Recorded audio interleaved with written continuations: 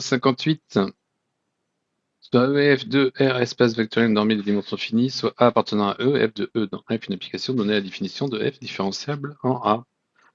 Bon, bah c'est ce qu'on avait déjà donné sur l'exercice d'avant. Donc allons-y, on va répéter ça.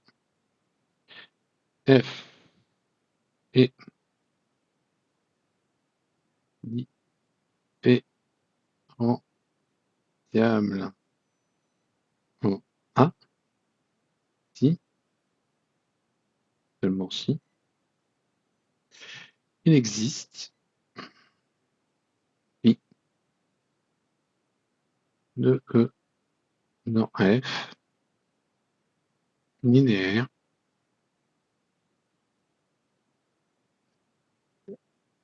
et continu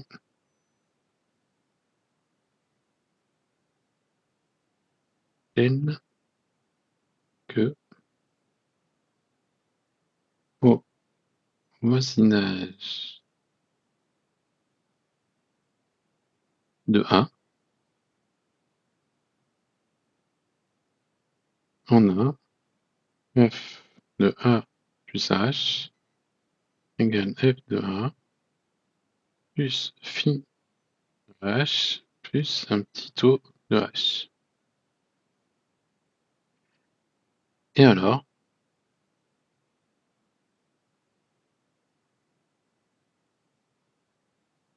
F est différenciable et on note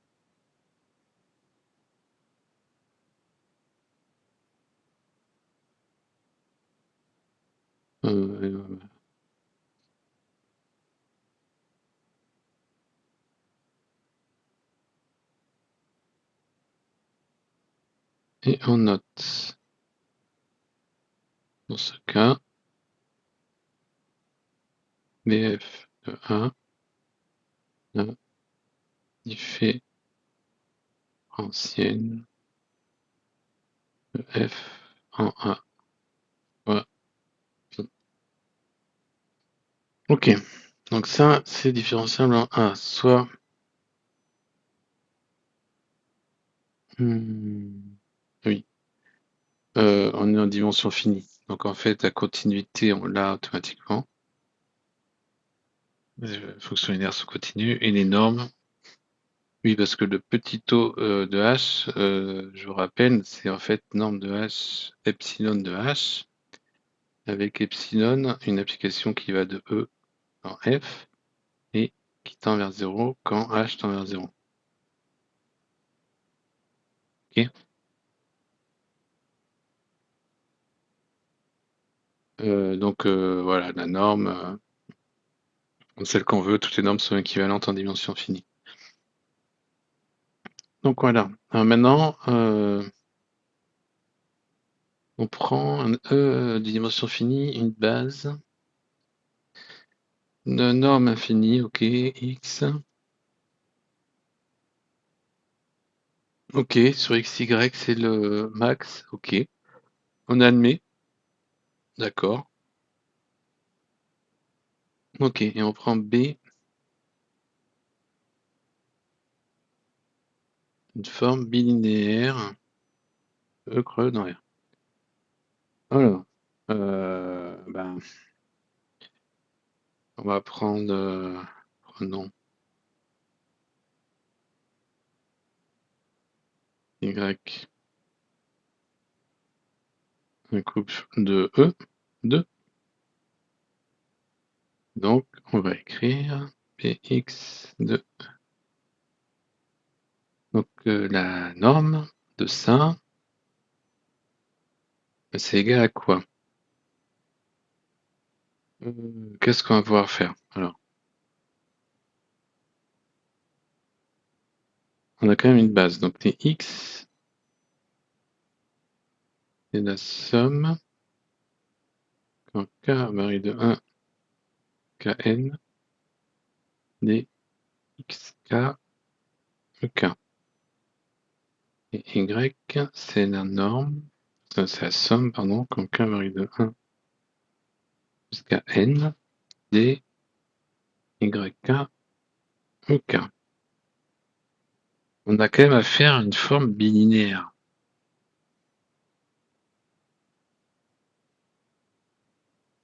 Ok, donc de P x, y.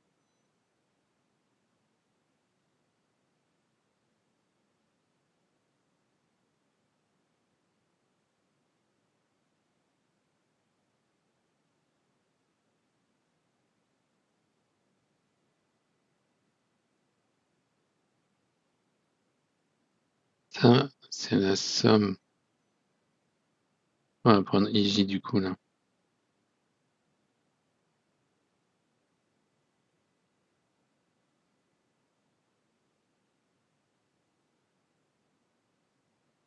Et évidemment, I, Y, J.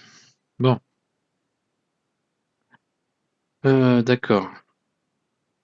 Donc ça dépend plus de x, y. Les xi, on va pouvoir les majorer par leur norme sup, norme infinie, par les sup. Donc là, on peut mettre un x norme infinie, y norme infinie.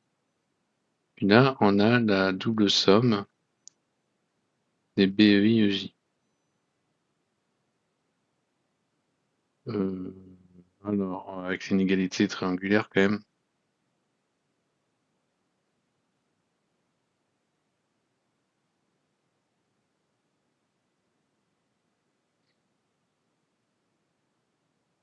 D'accord, donc du coup, ben,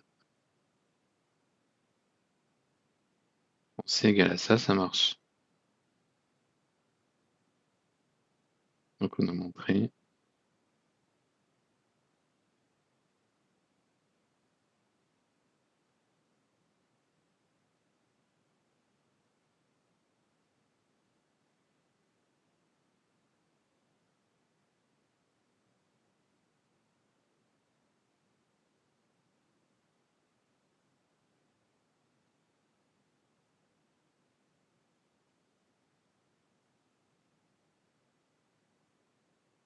Et ça, quel que soit x, y, appartenant à E2. Ok, alors maintenant, faut montrer qu'elle est différenciable dans un point U0, V0. Ok, donc soit le couple U0, V0 de E2. Qu'est-ce qu'on a? Quel que soit UV appartenant à E2, si je fais U0 plus U, V0 plus V, et ça me donne P de U0, V0, P de U0, V, P de U0, non, de U,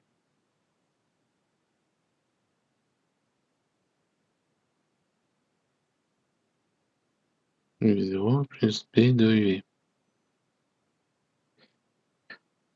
Ok, donc là, on retrouve, on fait l'analogie avec ce qu'on a là. C'est le F de U0, V0 plus V. Donc là, c'est égal à F de V0, V0. Et après, on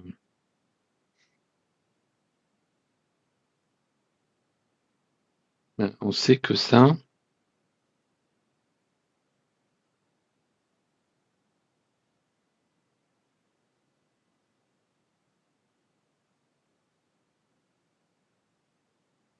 on sait qu'on a ça. Et la norme, elle est définie comment la norme? C'est le max. Donc ça, c'est plus petit que C fois la norme de UV au carré. Donc ça veut dire que B de UV, un petit taux de UV. Que c'est du style norme de UV et par un epsilon UV qui lui tend vers 0. Vu que c'est minoré par norme de UV au carré. Donc ça, c'est un petit taux. C'est l'équivalent de notre petit taux de H. Un petit taux de UV. Donc là, on a un bon candidat pour notre différentiel. Donc du coup, on va faire un peu de place.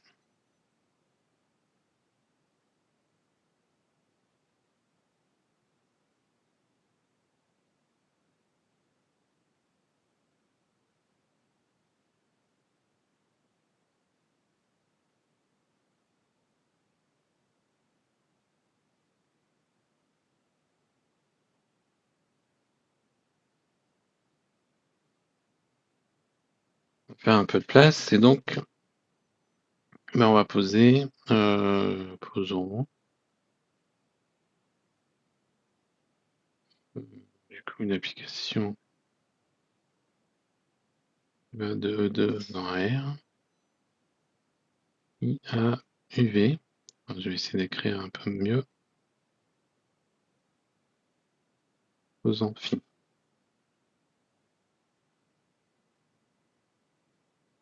Et au couple UV, associe B U0 de V plus B U de V0. Alors, on se souvient de la définition, c'est il faut montrer qu'il existe une application linéaire telle que le f de a plus h égale f de a plus phi de h plus un petit taux de h. Donc là, si on montre que ça c'est une application linéaire, ben on aura gagné. Donc c'est ce qu'on est en train de faire maintenant.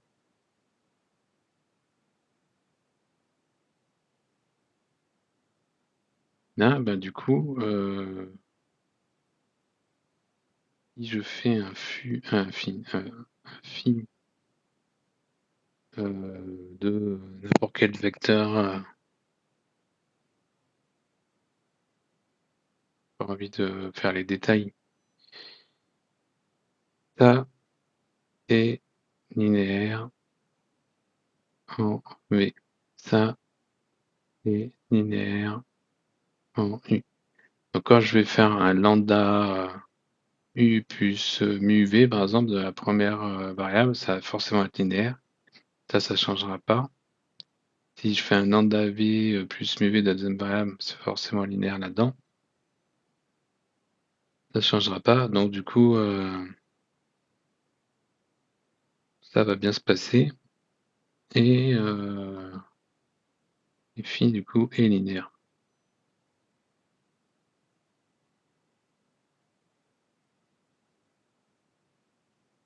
Ça se montre assez rapidement. J'ai la flemme de faire les calculs, mais c'est évident. Donc du coup, qu'est-ce qu'on a? Ben, on a donc que au voisinage de U0, U0, on a B de U0, donc on va l'écrire comme ça,